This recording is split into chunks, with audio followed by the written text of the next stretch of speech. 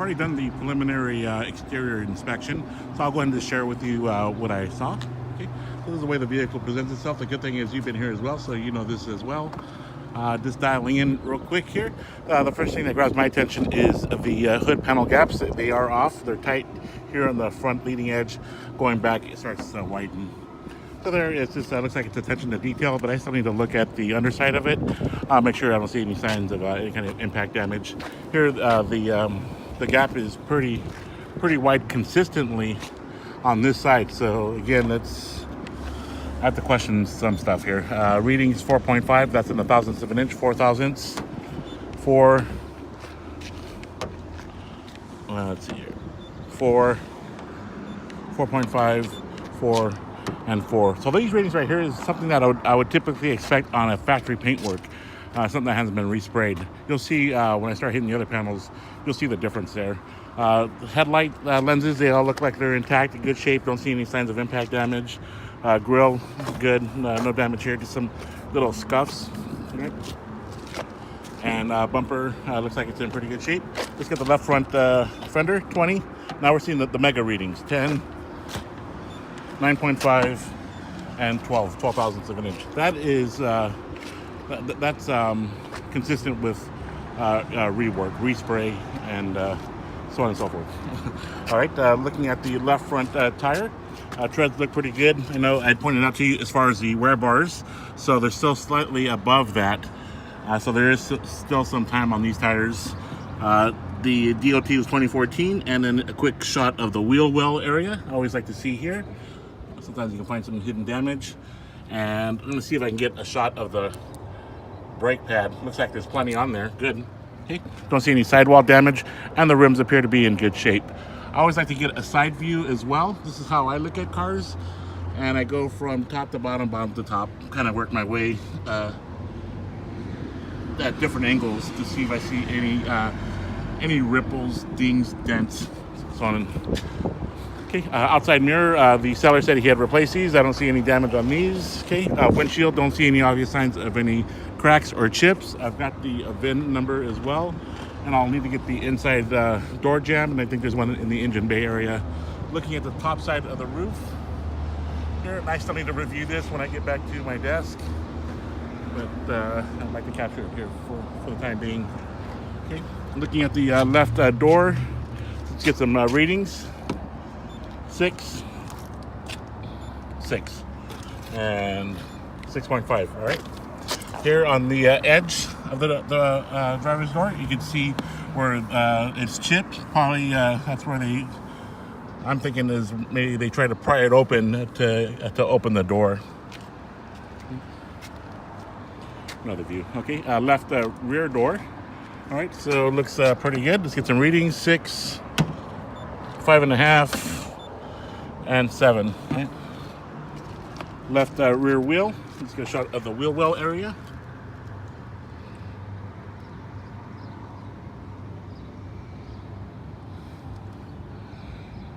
Okay. Tires, I don't see any signs of impact damage. Here, it looks like it's a different mark of tire, and I don't even see a DOT number to determine the age of the tire. But if I look at the wear bars right here, it is flush with the tread, so this, by the manufacturer's recommendation, should be replaced based on wear. A shot of the brake pad, if I can get it. Move it on. And then one final side view at an angle.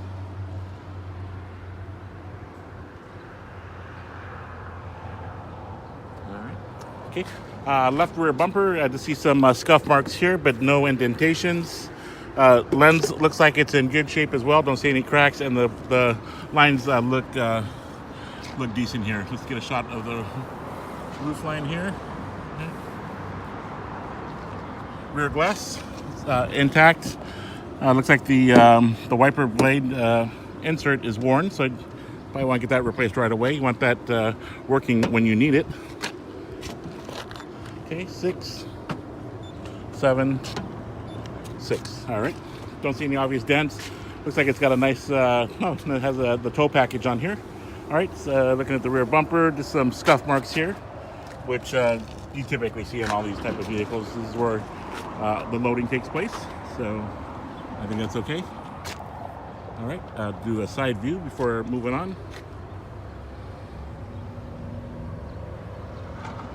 All right. Looking at the right rear tire, it's the same as the left side, but does not match the fronts. Don't see the date on this one either. Tread here on the sides look good, but again, it's flush with the wear bar there in the center. So, tire time. Okay, and then the quick view of the wheel well area.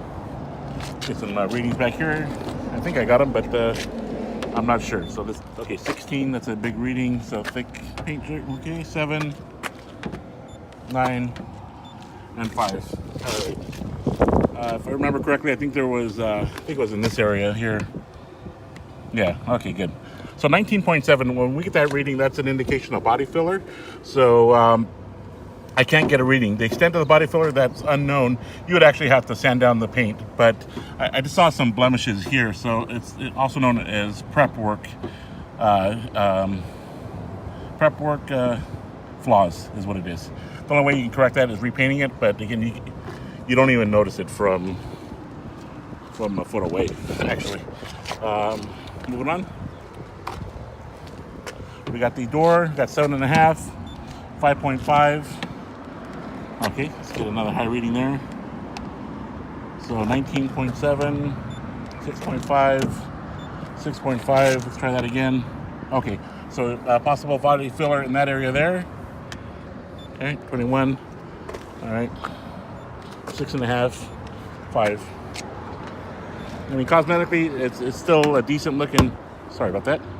10.5, 13.5. Right front wheel matches the left front wheel as far as the make. Got a quick shot of the wheel well area.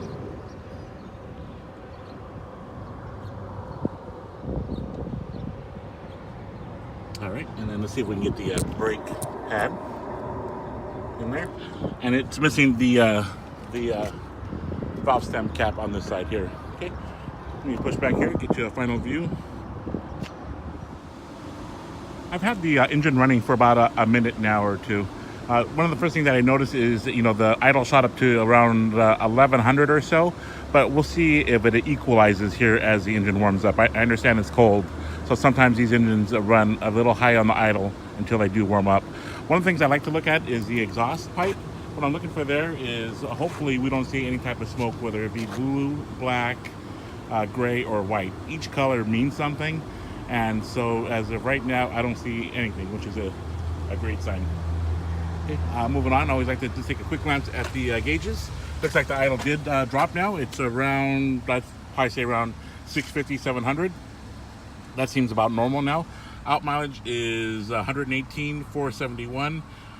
Fuel gauge is at a quarter tank, and the temperature is slowly climbing. So I like to keep an eye on that as well to see if it does register the changing engine temperature. Engine bay, I've got this rod right here. This is the one that you would typically use, but it's limited as far as how high the hood goes up.